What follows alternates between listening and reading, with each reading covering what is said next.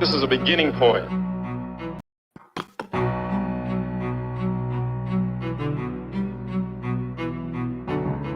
This is a beginning point. This is the beginning of the rest of my life.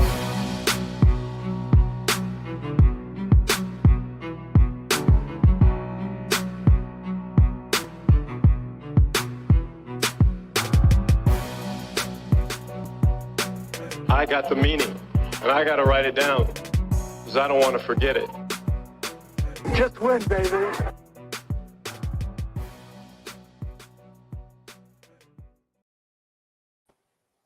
Woo! Now this is the beginning. Some technical difficulties. It wouldn't let me play on my side, but we're good. We're good. It's good, man. Welcome back to the Gold Jacket Podcast, proudly sponsored by Underdog Fantasy. Underdog has it all: daily, weekly, season-long best ball tournaments that are literally happening 365 days a year. Plus, you can play their pick 'em props game, get 5 picks right, and win 20 times your money. Head over to underdogfantasy.com. Use the promo code TNFF. You will get a 100% deposit match up to $100. Enough about that. I am your host, Gymnastic. You can find me on Twitter at GoldJacketQBs, and I am always joined by the other host of this show, Connor Donald. You can find him absolutely everywhere at Twitter at Connor10, and we are proud members of the True North Fantasy Football Network. Make sure to check out the entire network at True North FFB on Twitter, on YouTube. If you're watching this right now, it's the TNFF Network. Thank you. And on the internet, TrueNorthFFB.com. You can find articles, rankings, podcast streams, whole bunch of shit. Who knows? Gotta go check it out. Being revamped. It's all beautiful. Like, be right. Tonight is an all value-based episode with some doubles because we might be putting you to sleep at that point and you need to wake up. Talking overvalued, undervalued players. I'm just kidding. Nobody's going to sleep. Connor, what is happening? Man, I'm pumped. This is the last stop of us not talking about rookies. Because I know that, there's people who've been talking about rookies ad nauseum for like 2 months, 3 months now. But we are not that type. We take the 4 weeks before it. We look at each position. We talk. We bring on guests. I got some great guests signed up already, starting with next week when we're talking quarterbacks. And we just take 4 weeks and we talk about them. And then we do most of the content about these people and their integration into the league after the draft. Because why would we talk about them ad nauseum, make these hot takes, and then, Clyde Edwards-Helaire lands in Kansas City and he becomes a complete dud, falls flat on his face, completely unexpected to all the hot takes and all the takes that were happening leading up to that draft. And after the pick was made, we might as well just wait, might give you a brief talk about them and then, talk about them more after. So this is it. This is going to be the last episode where we talk no rookies for the next 4 weeks, and the rookies will probably be integrated into every episode hereafter. So this will be exciting, man. I'm excited to dive into it. We are leveraging Keep, Trade, and Cut for our rankings that we used to talk about everything on tonight's episode. And I definitely have a packed show sheet, so we're going to try and squeeze this in to it's gonna be quick. 1 hour. And we are going to start right now with the quarterback position. And I want to know, who's a quarterback that you think is being undervalued before we head into the rookie drafts? Me, I'm going with the guy who everybody thought left, but then came back, quarterback 23, Tom Brady. I definitely think he's being undervalued. I actually think he plays it more than just this season. I like it. I do too, though, because there is this like underlying belief that he's actually going to play past this year, and that he may think about it next year, but it kind of saying you're getting this feeling it's more than just a 1 year thing. So QB 23, yeah, that would be a hell of a value to get a guy. You never know when the end is there. but the value that he brings to the players around him and the value that he brings to you for fans, he's a top 12, lock and loaded top 12 quarterback. Oh yeah, So you're contending with them every year. Like from now on, Mhm. you're a contending team. It's taking them. 100%. You're not going for the 101 with them. No, 100% no. You take Tom Brady where you take. The crazy thing is you're likely getting him as your second quarterback. So you're definitely contending because you probably have a guy maybe near the top like Josh Allen, Kyler Murray, Lamar Jackson, some of those names that you're going to pair with him. So you damn well better be contending with those two quarterbacks in a super flex league. I got Zach Wilson at QB 19. I think that there's a lot of people. I tout the QB school. He had a really good on YouTube. He had a really good video breaking down a game for Zach Wilson. And there's a lot of people who I don't think watch the film and don't realize the God-given talent Zach Wilson has and the effort that the Jets are making to put weapons around him and make this offense a viable working machine. So there's Zach Wilson is definitely a value at QB 19. You're going to get him as your second QB likely no matter what, but getting him at QB 19, that is just undervalued, man. This is just people saying, well, did you look at the efficiency metrics? Did you look at things like that? It's not all about the efficiency metrics. Did you look at the efficiency metrics the year that Jameis Winston went 30-30, but he was a top 5 QB for fantasy? People weren't talking about it then. This is a similar situation. This guy has the God-given talent and the effort of an actual like managerial staff that wants to put the pieces around him, unlike a bunch of other quarterbacks in this league. Yeah, absolutely. I love that one, Connor. In the private chats, you know me and a couple other the guys in the private chats, we highly tout Zach Wilson in our leagues. I'm throwing out a couple firsts in Superflex leagues to try to get him where I haven't already got him because I believe in the talent right now and I believe in the situation. Absolutely. If you think that there's any quarterback coming out of this draft that's going to be much better than Zach Wilson, you're probably going to be sorely disappointed when you could have dealt the 108, 109 for Zach Wilson, and instead you end up using it for a guy like Matt Corral or Ritter, and are very disappointed when they become perennial backups or one and done in the league. I highly advise if you hit the 108 and a guy named Kenneth Walker III is still on the board, you slam that draft button for him if you are dead set on. I guess it's if you're looking for a quarterback and you're sitting there with the 108, 109. I'm saying if you want to make a draft pick and you have the 108, 109 and you want to make a draft pick and that man's still on the board. Fair. I'd be taking him. Unless you're in leagues with me, then I mean you can just let him keep sliding if you really want. One QB being overvalued, I think that we're both in agreement here because we have kind of in our group chats been kind of bashing the guy. QB9 going at pick 21, Trey Lance. This is a guy who isn't even confirmed to have the job yet. This is a guy who could not pull anything. If you're sitting there and you're going to sit there and you're talking about Zach Wilson, you're like, oh, Zach Wilson, look at him last year. Go back and look at Trey Lance last year in the limited tape that exists on him. You can't sit there and tell me that you're going to put your faith in him as your QB1 because at the QB9 in a super flex draft, that's where that's likely your number one quarterback that you are picking. And there is no reason to believe he's going to be ready next year. We knew he was a developmental project. And I mean, I talked him up last year during the draft process. I didn't realize things would get out of control like this. He's going ahead of the generational talent that was Trevor Lawrence. He's going ahead. Forget that. He's going ahead of Matt fucking Stafford. Super Bowl winning quarterback Matt Stafford. If you're really putting a name on age or an age leading on a quarterback of 38, you guys are nuts. Who just got a fresh new deal. Nuts. Absolutely nuts. Yeah, I want to rant about that a little bit too, because like you said there, that he's going ahead of some guys there. And like I actually put in the notes, I just want to rant that he is going over guys like Stafford, like QB9 to QB13. Are you crazy? Like, yeah, okay, Stafford might be like a QB13. I'm not bashing that part aspect of it. I'm bashing like what are y'all doing pushing Trey Lance up that far for a guy that's not, for all intents and purposes, I said, doesn't even have the job. Like, doesn't even have the job right now. They have Jimmy G. Mm-hmm. They didn't They even. still What was haven't that been offer? able to move Jimmy Well, no, G. what? No, whoa, no. They could have, and they turned it down. What was that offer they turned down? Like 2 2 seconds. seconds? Mm-hmm. Yeah.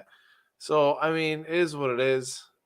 It's crazy. So that shows you how much they value Jimmy G. Definitely. Absolutely. The fact that they were willing to hold Jimmy G and they're not prepared. Like, what does that say when you say no to 2 seconds? You thought the value was better, but you're still not desperate to move the guy and you've Trey Lance sitting there. Like, something doesn't feel right that this situation is still there. If Trey Lance was your guy, you're not going to sit on a guy like Jimmy G who's going to count against your cap fairly significantly. Well over like $15 million. He's going to count against your cap and you're going to keep him on roster. Like I have concerns. I have thoughts on that. And it does not spell anything very good for Trey Lance. But Trey Lance was my pick, and I know you wanted to rant about it, but it looks like you also picked a second person as a backup plan. Oh yeah, because it's just me being me, and that's Deshaun Watson at QB7, and it's not due to the talent; it's due to the fact of really you're going to see some sort of suspension. You have to think you're going to see some sort of suspension, whether he walks away completely innocent from all the civil and criminal cases or not. The detrimental aspect to the league has been definitely there. He's going to see some sort of suspension. So to think he's going to finish that highly at QB7, that means to me everything means first off everything completely has to go right. He has to get the most minimal suspension that you've ever seen of like 3 games, and then hit the ground running with a new team, new wide receivers, a year out of the game, and hit every single possible ceiling. That's nuts to me. That's absolutely nuts to me. You're leaving no room for error at all. And this is not to mean that he can't live up to it. I mean, I think he could live up to the QB7 expectations. I just think, if you draft him as your first quarterback, I don't think you're seeing that for the first year, at a minimum year, maybe 2 years. Like you're taking this guy, you're going to sit there and like you said, you're going to sit on a suspension. Then you have to get the rust off, make sure that he's in the perfect shape that he was in, and that he gets back to that top 5 caliber quarterback that he was prior to all of this happening. And I just don't see that happening either. I mean, why not take someone who you can almost be certain and convinced, like right smack in the middle of Deshaun Watson and Trey Lance is Dak Prescott? Why not take somebody who you can put your faith in that from day one they're going to play, they have that top 12 ceiling, you can trust them, there's no concerns. Sure, this is dynasty. You should look at it with a 3-year outlook, but the 3-year outlook on Deshaun Watson is so vague, so fuzzy right now that why would you even think about it? The same with Trey Lance. It's so vague. It's so fuzzy. Neither of these guys are If you looked at a proven. 3-year window with Deshaun Watson 2 years ago when you were buying prior to any of this stuff coming out, your window looks like pretty shitty right now because you've lost probably a year and a half of that 3-year window, right? Like minimum.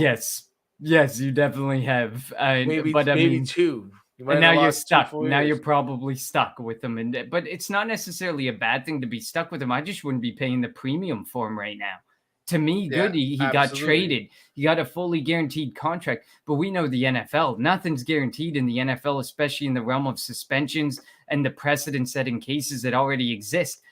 Yep. At 8 games is the minimum slap on the wrist. The NFL saying we don't really care about what happened.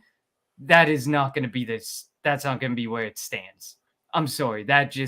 I've always stood by it's likely going to be a full 17-game season, and they didn't restructure the contract to have the minimum cap hit next season with literally no guarantees, no anything, because they felt he was getting that slap on the wrist and he'd be in their lineup by week 4 through 9. That's not why they structured the cap and the contract the way they did. So We could definitely go on about Deshaun Watson for Yeah. quite a Hey, now while. you're ranting. Yeah, now I'm ranting. But let's dig into it because it's a perfect transition. So Deshaun Watson, QB7, he's going 10th right now, or QB8 going 16, Dak Prescott. Who you got? Well, I mean, I thought it was pretty obvious when I put Deshaun Watson as being my overvalued QB. It's got to be Dak attack. I Agreed. mean, you talked about him a little bit there in your little rant there in your mini gym rant. So yeah, I'll let you take the reins of that one, but it's Dak for me. Yeah, it's Dak for me too. I think people saw just a down year for the offense in general. They were banged up. They had the injuries. They had the issues along the offensive line. I really think that the Dallas Cowboys offense is going to kind of return not to the top caliber before Dak had his ankle snapped, but not to the low points that they were at last season. I think that they can find a good median, and that would be great for Dak Prescott. Is he going to be a QB1? Maybe not. Is he going to be a top 5 QB 5 through 8? Definitely. I can definitely see that if they land right in the middle. And Deshaun Watson, of course, big question mark. So we don't know. There's a lot too many question marks for the next 1 to 3 years for me to buy into that when you can put your faith in your QB1 of Dak Prescott when drafted early in round 2. Next one I got is QB11 going 28th, Trevor Lawrence, or QB12 going 33, Justin Fields.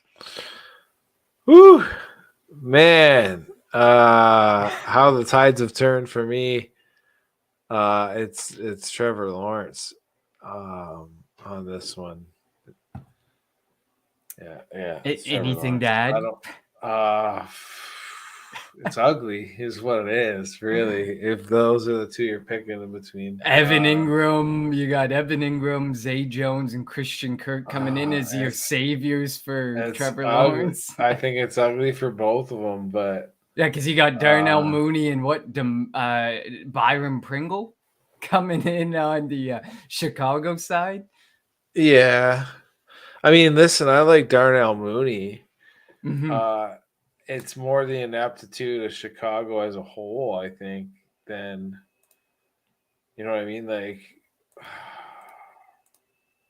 you can get rid of a coach. You can get rid of a coach, but like your GM was still there. Like the guys making all the major decisions are still really in place. So I don't know.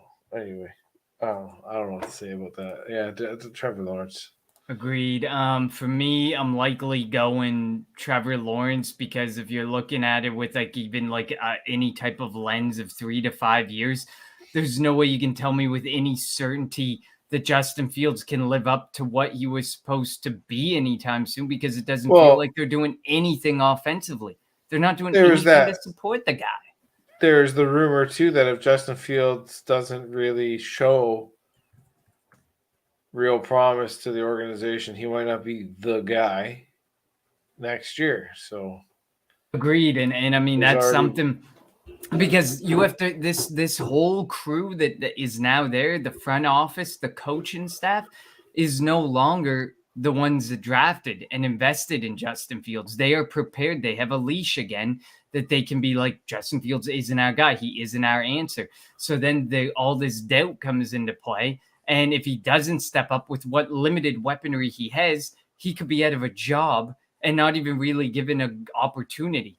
And Trevor Lawrence, they brought in a QB guru from a coaching standpoint in Doug Peterson and are going to work with Trevor Lawrence. They brought in a bunch of weapons. They are doing everything they can to help Trevor Lawrence, the generational talent of last season's draft, to succeed.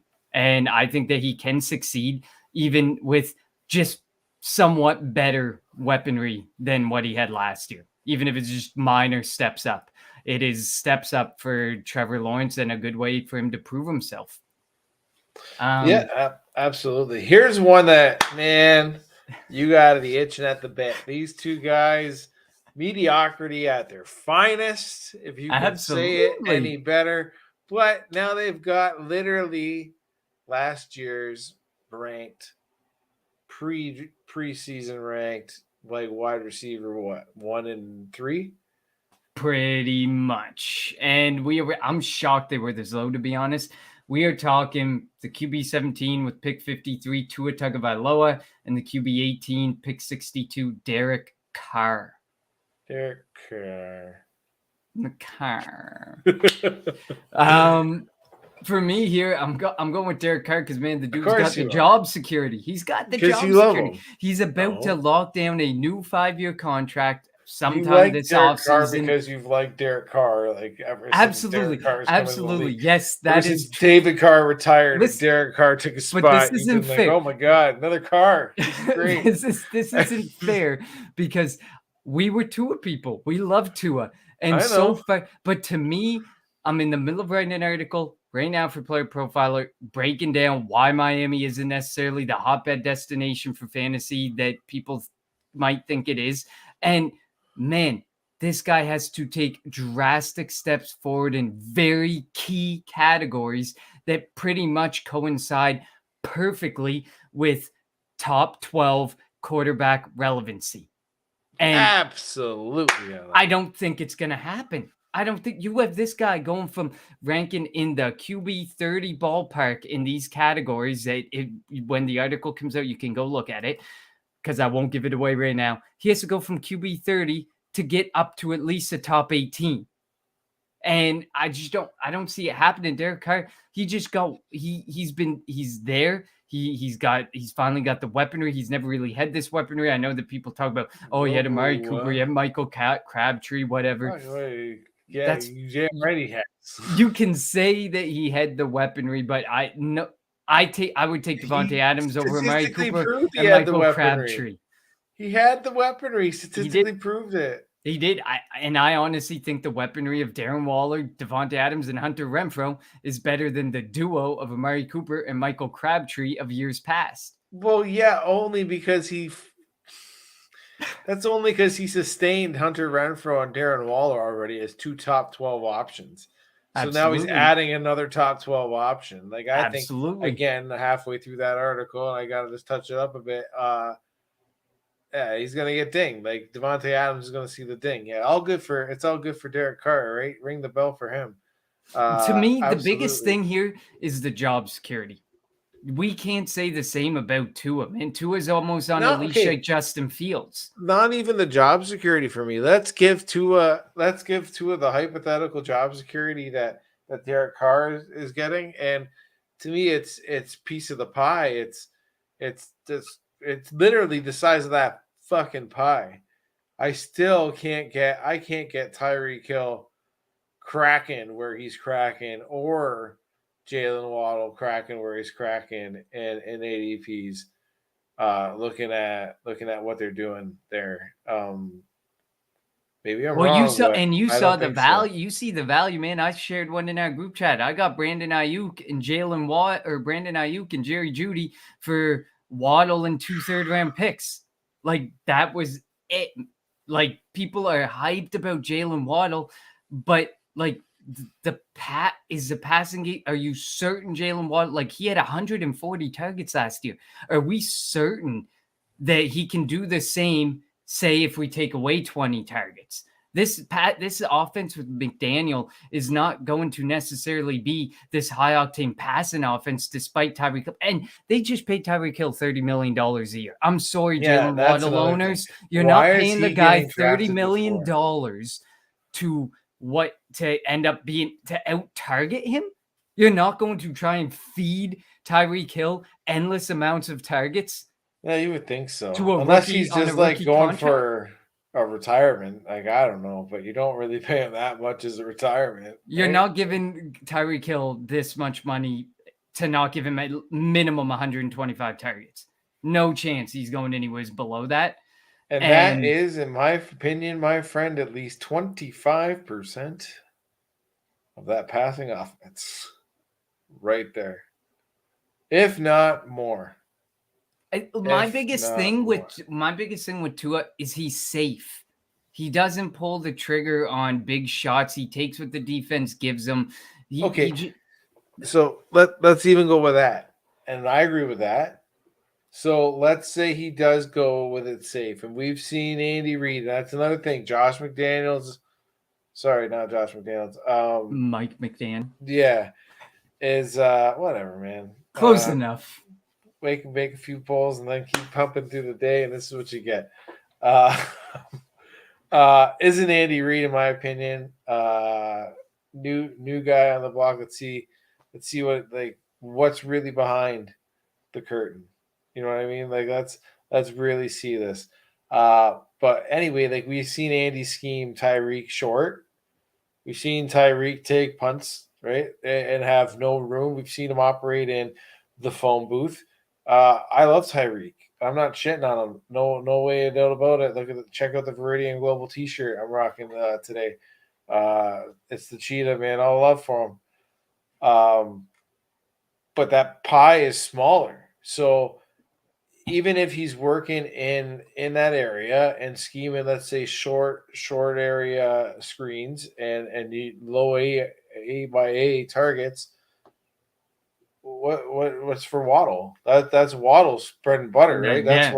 That's exactly what we saw Jalen Waddle doing. So you're paying a guy $23.8 million a year to do what your rookie did last year that everyone was saying was a Walmart version of Tyreek. Like that was your discount Tyreek.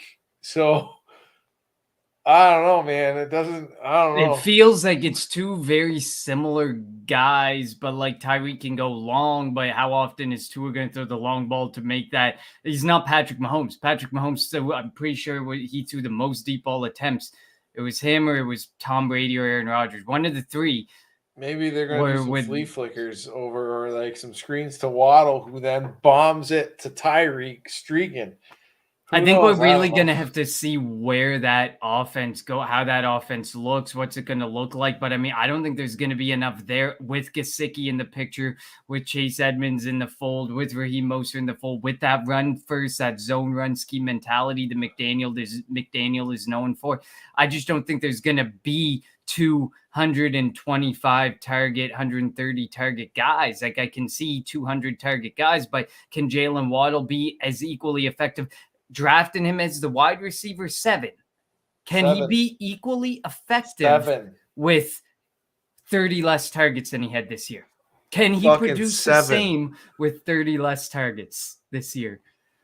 Goddamn 7. Do you understand that? 7. Do you know who's like 8? Let's just go 8, 9, 10, 11, 12. Because it's sick. It's DK, Devontae, T. Higgins, Tyreek, and Stephon Diggs. Get fucked. Are you kidding me? And with that, we are going to run off to a quick word from our sponsors at Veridian Global before we dive through these running back, wide receiver, and tight ends. Here at the Gold Jacket Podcast, we take family very seriously. We know that family doesn't always stop at the bloodline. It's a word that ensures trust. It's a word that, well, around here, means that I know that I can count on you to have my back. Veridian Global is family, a family of the Fantasy Collective, and that is the exact reason Veridian Global will have your back. And I don't just mean literally covering your back in the best apparel they can possibly outfit you in. I mean at every step of the way, from finding the brand that fits you best to tracking your order to making sure you are fully satisfied at every step. With over 50 brands a part of the Fantasy Football Collective family, what are you waiting for? Join the family now. VeridianGlobal.com. What are you waiting for? I can tell you right now that these buttons don't want to work for us tonight. We're gonna dive in now that we ranted and raved about the quarterback position with a preview of the wide receiver position and a mix of everything. Let's move into the running back position quickly. Our overvalues and undervalues. We'll try and keep it quick. Overvalued for me, Antonio Gibson at RB10 and Cam Akers at RB13. Gibson the hype train was real, man. When everybody thought McKissick wasn't going to be around, man, that hype train was out of control. Now it's tapered off a bit, but I still feel like the expectations as an RB10 are too high. And I mean, I know that people are going to point out Carson Wentz likes to target the running back position, but you have J.D. McKissic there for that purpose. This is a guy, J.D. McKissic, we have watched him inhale 100 targets as a running back in prior seasons. He is going to take the majority of that passing work away from Gibson. And in a PPR or half PPR league, I just don't think that Gibson is going to be able to, and J.D. McKissic's under contract for 2 years. I just don't see a way where we can trust Antonio Gibson to reach what we hoped he would reach with McKissic in the picture, with Carson Wentz in the picture, on continued uncertainty at the quarterback position, and just not enough career span left for Antonio Gibson at the top of this, at the top here, especially with the rookie class that's coming in next season. That's supposed to be incredible at the running back position. And then Cam Akers, for me, I've never been able to get behind Cam Akers. We haven't even gotten a taste of what it's going to look like. Cam Akers, Darrell Henderson, the true breakdown of that offense. Boo this man. No, I'm just, yeah, but I'm just. But that's my two. That's my two. I mean, I know Cam Akers can probably hit the high end RB2 numbers, but I just can't. I've never been able to get behind Cam Akers. I got to see what that offense looks like with Darrell Henderson. I'll take Darrell Henderson at the crazy discount before I take Cam Akers at the price that I have to pay for him. I'll take the shot in the dark at Darrell Henderson and see what happens at RB40 and what type of split he gets, whether it be 60-40, 70-30 over the QB13 of Cam Akers. Oh man, I don't know. Like I said, I like Cam Akers. For me, it's RB2, Javonte Williams. Like, you want to talk about hype trains and going off rails and calling the environmental spill for containment. It's that Javonte Williams hype train. That thing has gone off the rails in a small town. It is leaking chemicals everywhere. Call the Ministry of Environment. That thing is seeping. The other one that I think is egregious is your running back 5. It's Breece Hall. I understand Dynasty's played in a 3-year window. I understand you can say the man has never taken a snap, and you would be wrong when guys have said that. It's the exact same thing about JT. I'm not saying he's JT, but to be taken ahead of such guys like your Christian McCaffreys, okay, I understand that, but your Joe Mixons, your Dalvin Cooks, your Cam Akers, your Nick Chubbs, your Travis Etienne's. I think all those guys should be drafted before Breece Hall, in my honest opinion. That's I mean, I've watched the tape. He's a super impressive running back. He's a very impressive player.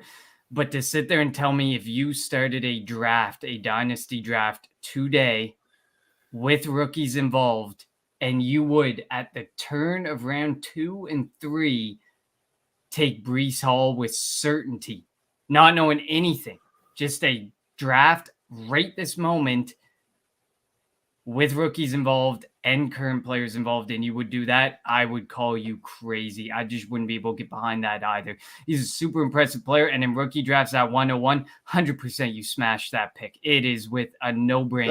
That's a different value. Very different value, exactly. That's a different value. But like I said, if you're like even knowing his landing spot at the 2 or 3 turn, taking Breece Hall over Joe Mixon, I think you're nuts. They're absolutely nuts. Looking at a 3-year window, Joe Mixon at the end of that is what, 28? Yeah, and we still see machines rolling like Derrick Henry. He's 28 years old right now, so yeah, don't but sit there that's and fine. discount Joe At Mixon. the end of at the end of that 3-year window, he's 28. Big deal. You have him at 25, 26, 27. That's awesome. You know what I mean? Like, age isn't playing a factor in there for me. And if it is, why is Najee Harris going so high? Yeah, because Najee Harris is 24 years old. Yeah. So it's so funny how quickly the age thing can change as long as it suits what you're talking about or what you want to do with it. But it should be the same all the way around. A 30-year-old wide receiver, 2 30-year-old wide receivers, perfectly healthy, should be valued the same from the injury stance. Not when you just injury alone, or like age alone. If they have no prior injury history, either of them, and they're both 30 years old, it should all work the same. But like it, or no recurrent injury. If you're pointing to an injury that happened in high school and nothing has reoccurred, and the guy's 30 years old now, then it should all be weighed equally. But age is a fascinating thing in the fantasy space. Maybe it's just waiting to fail. Ah. Building up all those years, it's like, I'm going. 2 running backs undervalued. King Henry, man, RB14 all day, every day. Smash that. Pick 54. This man is going in the 5th round now. Smash that all day, every day, as your likely RB2. That's likely your second RB off the board, maybe. Man, might even be your third. It depends if you go with the robust running back strategy or what strategy you choose. If you don't want your RB, if you want to go quarterback, a couple quarterbacks, a couple wide receivers, and boom, this is your first running back off the board, I still think he's undervalued even at the age of 28. And the way that offense is looking like it's going to run. And Ezekiel Elliott at RB27, man, that is downright disrespectful. Listen, I understand that there is the concern of, Tony Pollard, which still hasn't come to fruition despite the last 2 seasons, people being convinced he was going to eat more and more and more. And he eats like minimal chunks more into the pie. But at the end of the day, that contract says Zeke's going to keep. Yeah, that contract says, and it's clear, it is the only contract that everybody is blaming for the situation in Dallas right now. So that contract says they're going to run this dude into the ground as much as they possibly can. And the guy is still putting up top 12 RB numbers every single season. He is not going to just completely catapult, fall off the face of the earth, go from an RB1 all the way down to a high-end RB3. I don't think that's going to happen overnight. I think you got a couple years before that drastic drop-off comes. I just think it's ridiculous how undervalued he is. I would take him there as your third or your fourth QB or running back, without a doubt. Absolutely. I love that. I got to agree real quick there with Zeke. He's one of the ones that I agreed with. I got really nothing to say with him, as you've articulated beautifully. The other one, if you know me, you know my homie. He's perennially undervalued. It's the guy in a running back by committee that is probably the best 1-2 duo in the punch, but he's the cheapest. Kareem Hunt. He's always cheap. The guy, RB 31, guarantee. I'm telling you right now, guaranteed. I will guarantee you, he finishes better than RB 31. Guaranteed. I will absolutely put the gymnastics sign of approval if he somehow finishes below RB 31. Oh my God, I'll make a charitable donation. And the Gold Jacket podcast name and the donation. And look at it by points per game, because if he gets injured, well, then we need to speak a little bit differently. But if he doesn't get injured, there's no way he's not in there. Like him and Nick Chubb together were top 24 running backs. It is so rare to see that happen where you have two. And I know that people are like, well, Dearness Johnson just got 2.4 million. Okay, so if they choose to go Dearness Johnson, guess what? Kareem Hunt, they can get out of it, zero dead money. They can save a bunch of money by getting out from under. Somebody's picking him up. Yeah, he's getting a job, and somebody's gonna pick him up. Exactly. Yeah, and you have no stress because he's gonna go somewhere, and he's gonna have a job, and he's gonna have a role in that offense. He's just too good not to. The former literal RB3 overall, RB2 overall in a fantasy season I know that was a couple of years ago, but okay, it was a couple of years ago. Last couple of years, he's been literally time sharing it up with one of the beastiest running backs in the NFL, taking a beating, and he's been doing a lot of finesse work and still some pretty heavy duty lifting, but not taking almost like a Marcus Allen light back in the day. Remember when the Raiders for some reason, I don't know why. Remember that when the Raiders for some reason tried to supplant him with anybody and everybody under the sun. And you just can't be done. Kareem Hunt will not allow it to be done. So don't even stress it. Even stress it. So then he became a chief. A couple double doubles quickly. RB3 Najee Harris or RB4 DeAndre Swift? Who you got? Oh man, kind of alluded to it a little bit there. It's DeAndre Swift. I think Najee Harris is slightly overvalued. And he's got some violent run style to him. And DeAndre Swift, I mean, he's already got some of the tear. But I mean, I wouldn't be worried about DeAndre Swift, especially in PPR, half PPR leagues. He's going to get the points there. This one's a bit more interesting. RB9, J.K. Dobbins, or RB10, Antonio Gibson? This breaks my heart. I don't think either one of them are going to finish anywhere near the RB9, RB10 that you're just talking about there, but I still got to go J.K. Dobbins. Harbaugh's saying he's going to play it optimistically light. Preseason hope that him and Gus Edwards don't really tear anything. He says he's going to be the starter. But man, I'm going to go with him optimistically. It's a smaller piece of a pie. I mean, you got Lamar Jackson that's known to rush. Gus Edwards has done enough to warrant enough in that rushing game, just like if you've been alluding to with Darrell Henderson eating into that Cam Akers pie. More so, I think, than J.D. McKissick has for Antonio Gibson. But still going to go with J.K. Dobbins. Yeah, I'm going to go with J.K. Dobbins as well. I find he's just more effective with the less touches. He was prior to the injury, and I think he can continue to be. Despite having a smaller pie, I think he can be very effective when doing so. Last, Cam Akers, RB13, or Travis Etienne, RB14? I'd like to know your opinions here because, I know you shit on Cam Akers all the time there.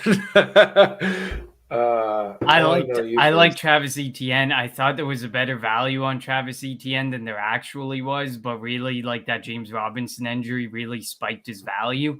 I think I'd still go Travis Etienne, mostly for the fact that I think he can be the difference maker in the passing game. Whereas I just don't see with Cam Akers, he's already got somebody knocking on his door for those types of touches. And I mean, you could see, in Darrell Henderson and Cam Akers, you could see a Nick Chubb, Kareem Hunt type mix. I don't mind that.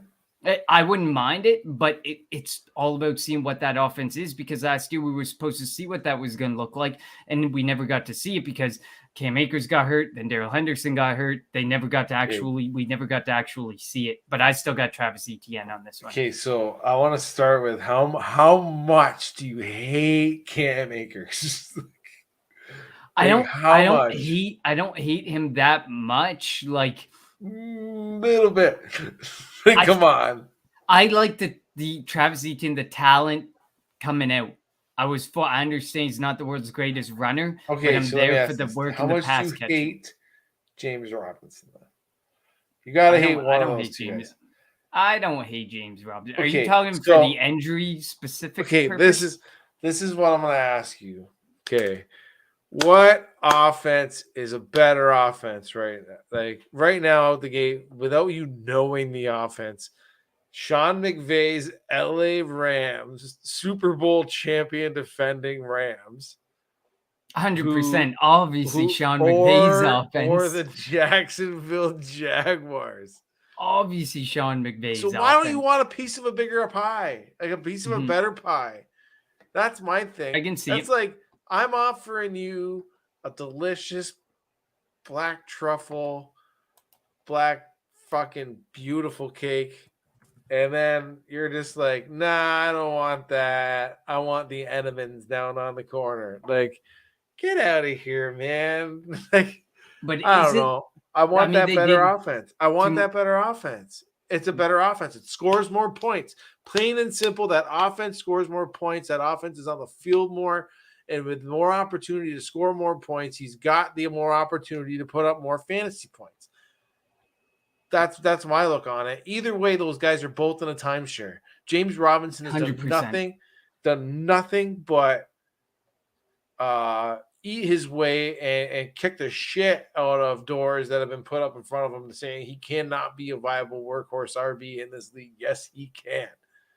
Yes, he can. If I was a Travis Etienne owner, I'd be honest to God, I would be looking for any rumors and articles, and I'd be dropping them in your league about NFL executives still liking Laviska Shenault and the rumors of Laviska Shenault possibly being traded, because that's the motherfucker that is going to get in your way.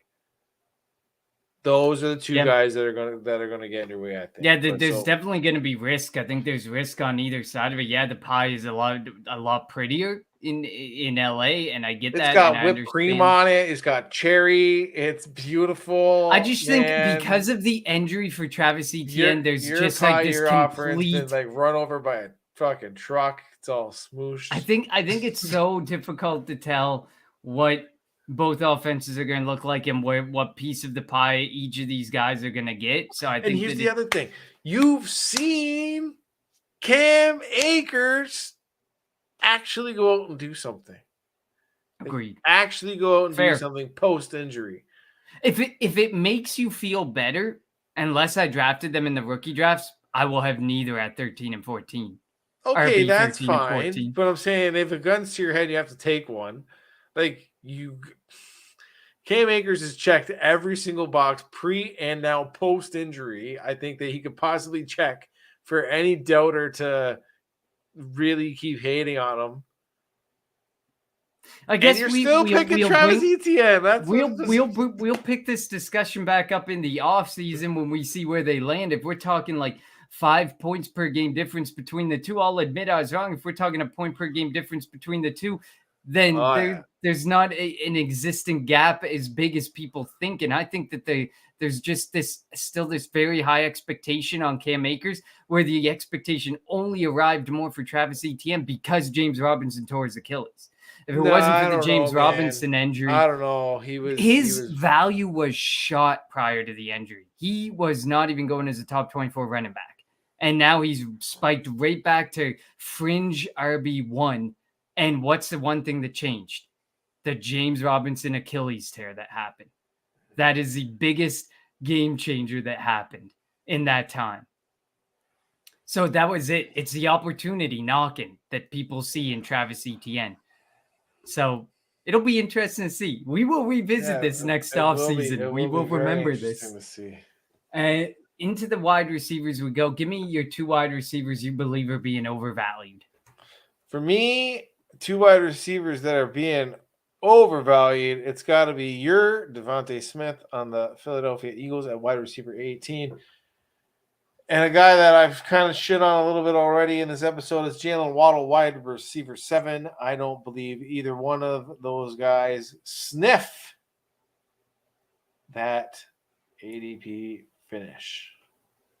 Like it, good ones. I got Terry McLaurin. I mean, when are we just going to accept that this could be a wasted talent? I mean, the dude is, I believe he's 27 and a half years old. We're like staring down a guy who's had this sky high value since he entered into the league. And look back at his seasons, look back at his production. It's just not warranted. I just don't understand. There's like one really great season to his name. And otherwise I get it. He's been around bad quarterbacks. His quarterbacks have been Ryan Fitzpatrick, Tyler Heineke. Now he's got Carson Wentz coming in. Like, his value dropped a bit. He was a wide receiver 1 last season. So the value was there. You know, it was still sky high, but it didn't even drop off that much. And Carson Wentz is not that much better than Taylor Heineke. I'm not prepared to sit here and say that they just got significantly better with that move. So might not have even gone, but it might have gotten worse. And that offense is just bad. That offense is just bad in general. There's no wide receiver 2. There's nobody taking attention away from Terry McLaurin. Logan Thomas is coming back into the picture. 2 of your best offensive weapons from a receiving and a rushing standpoint are Antonio Gibson and J.D. McKissick. It's just so bad in Washington right now, especially if you're a fantasy owner trying to get through that. I wouldn't put that value on McLaurin. I wouldn't draft him there. I just can't. And Jalen Waddle, for me, we've done enough bashing of Jalen Waddle to know that he's obviously going to be there on the overvalued charts. Undervalued for me, Darnell Mooney at wide receivers 36. Listen, I know we bashed Justin Fields earlier in the episode, but boys, This is a wide receiver 1 on a football team, and he's going as a wide receiver 3 in drafts. That value is absurd to me. This guy can easily crack top 36. He's still a top 30 wide receiver in the NFL. He's easily cracking that. I think he's going to be top 24. In the 2s, definitely a wide receiver 2. I don't think he gets to the 1, but there's going to be insane amounts of volume going his way, similar to what we saw last year, where insane amounts of volume over Allen Robinson, over literally everybody that was there. So when I saw him at wide receiver 36, mind blowing. And then the other one is his former counterpart, Allen Robinson, wide receiver 41. People have been begging and pleading for Allen Robinson to get a quarterback. He just got a fresh 3-year contract with a quarterback who got a fresh with a quarterback who got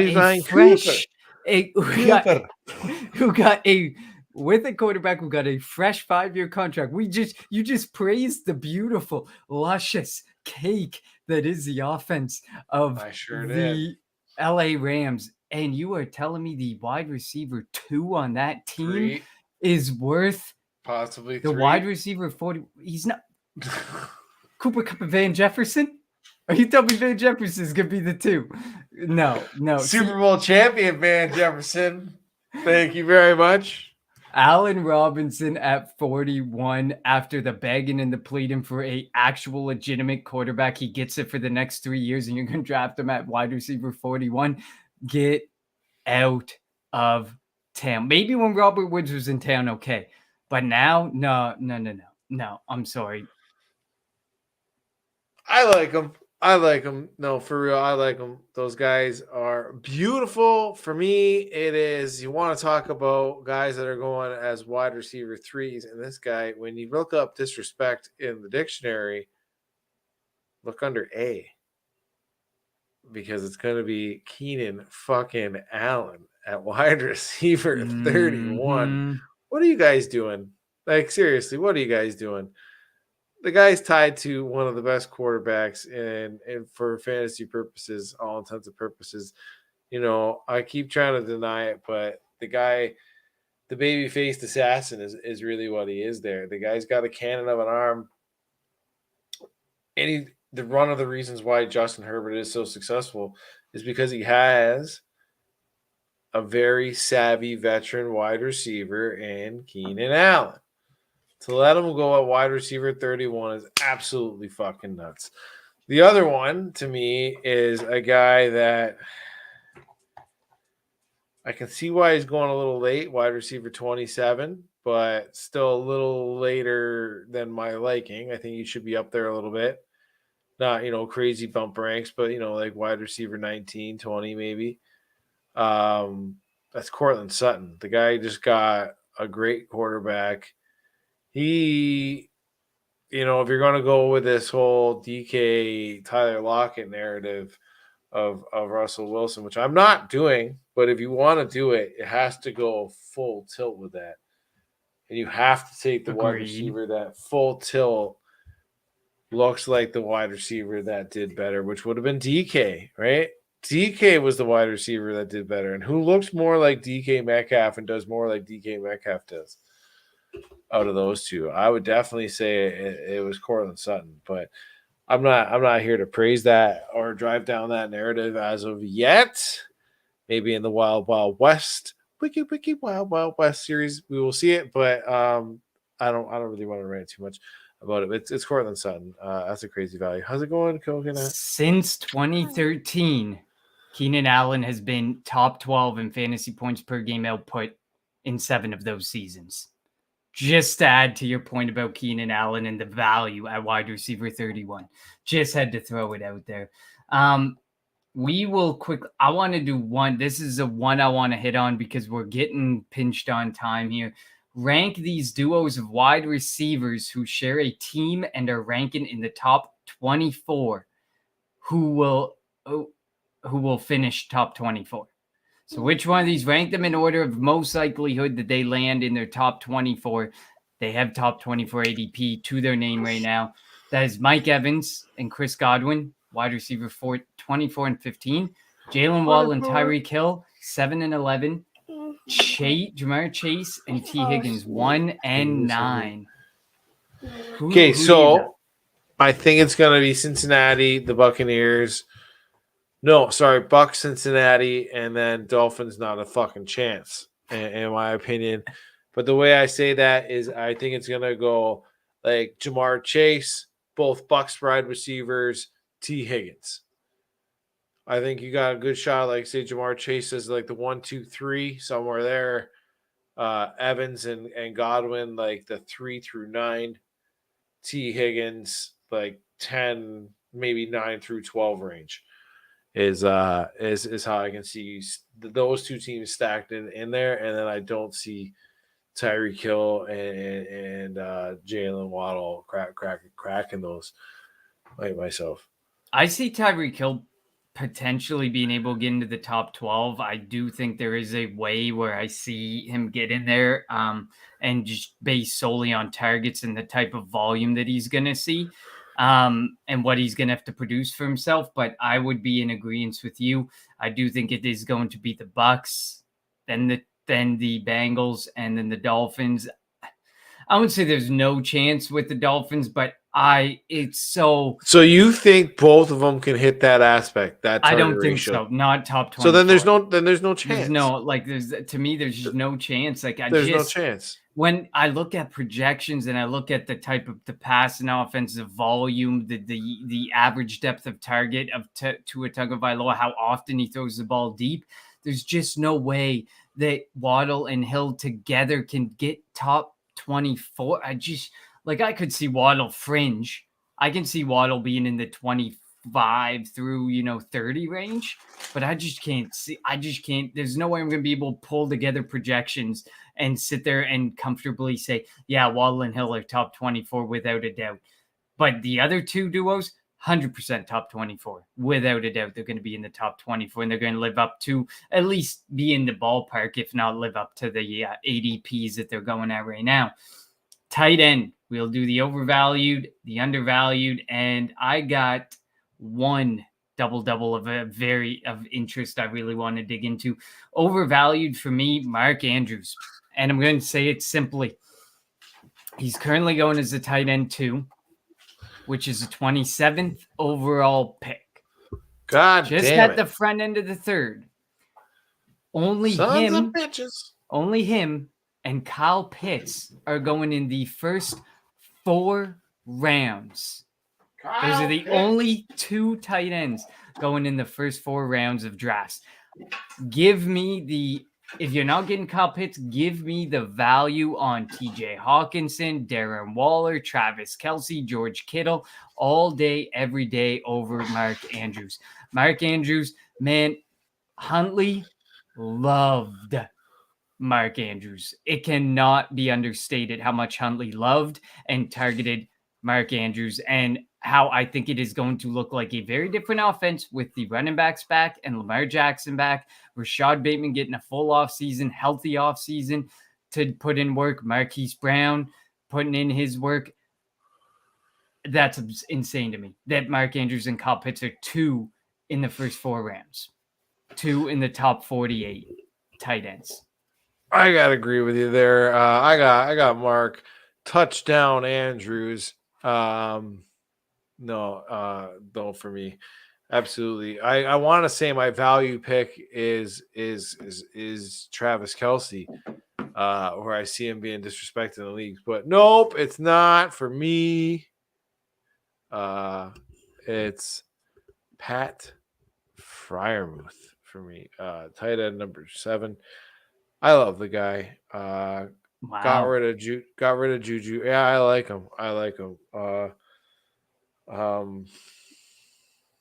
don't know. If the hype keeps going, I won't get him. You know what I mean? Like everybody that knows me, he says like the top 3 are bust, and then like just wait it out. So if his ADP gets real high, I would back out. But I think what I'm saying right now is undervalued. Is it's got room to grow. And I definitely think it's going to get hyped. Juju is gone now.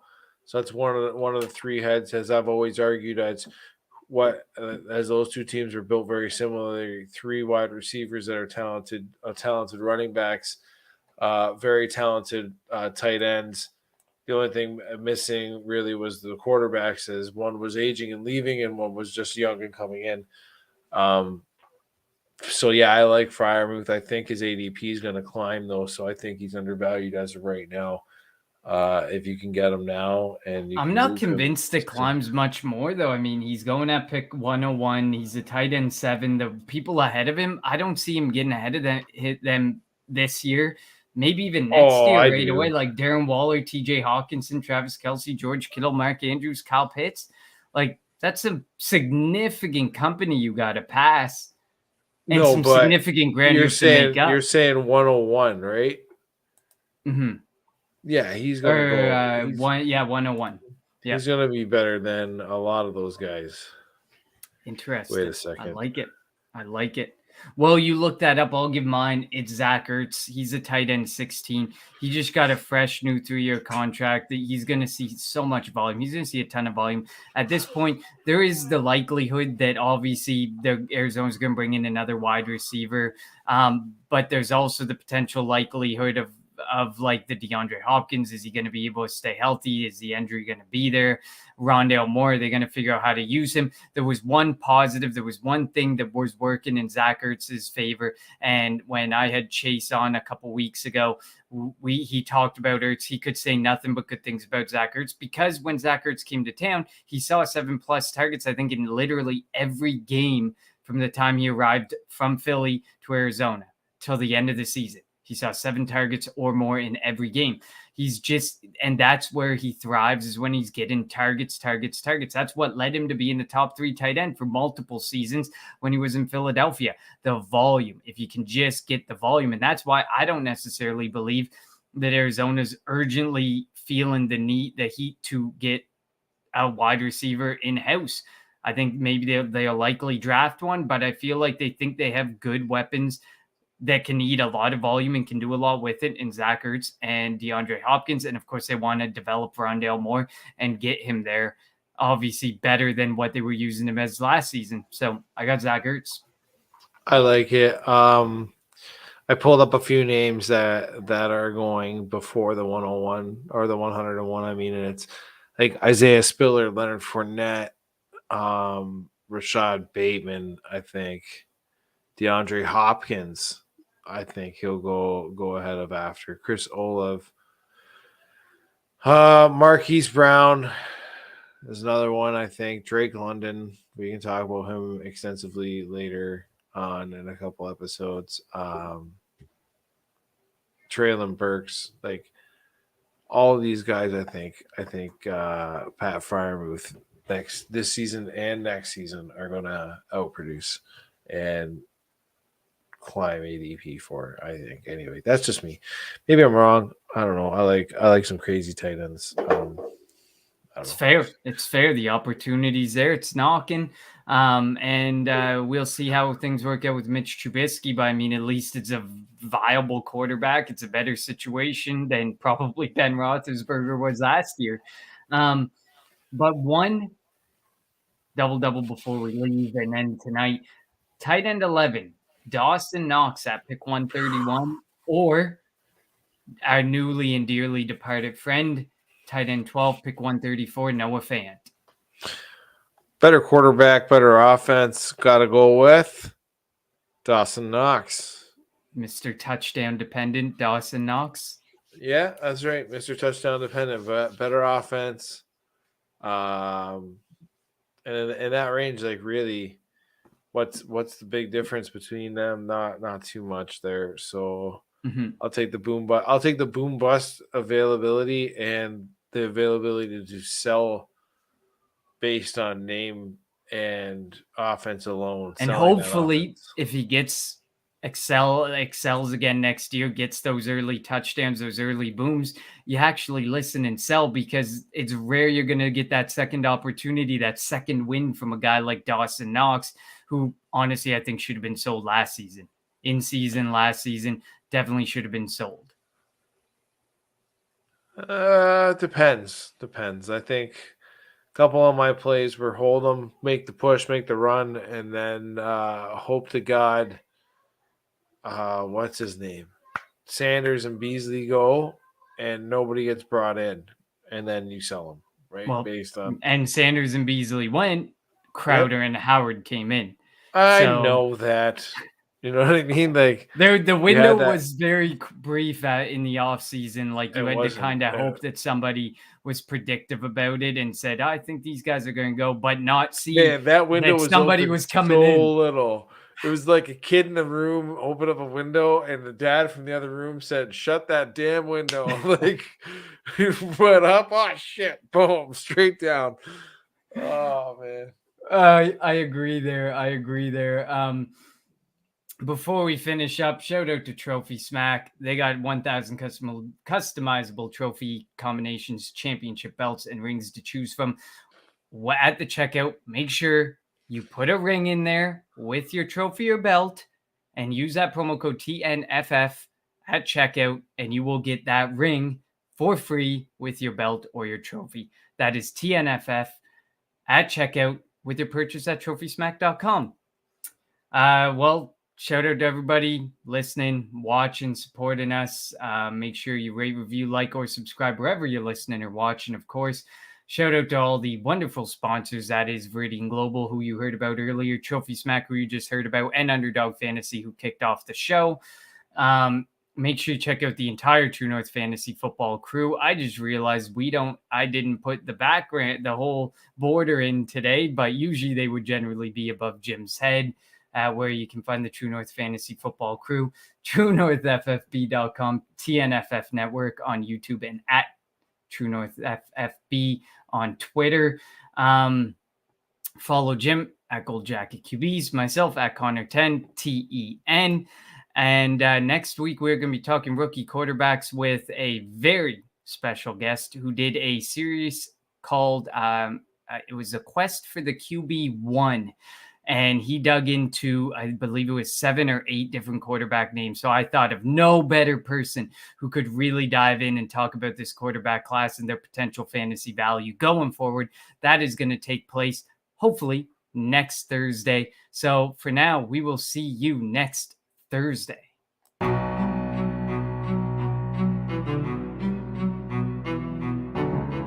This is a beginning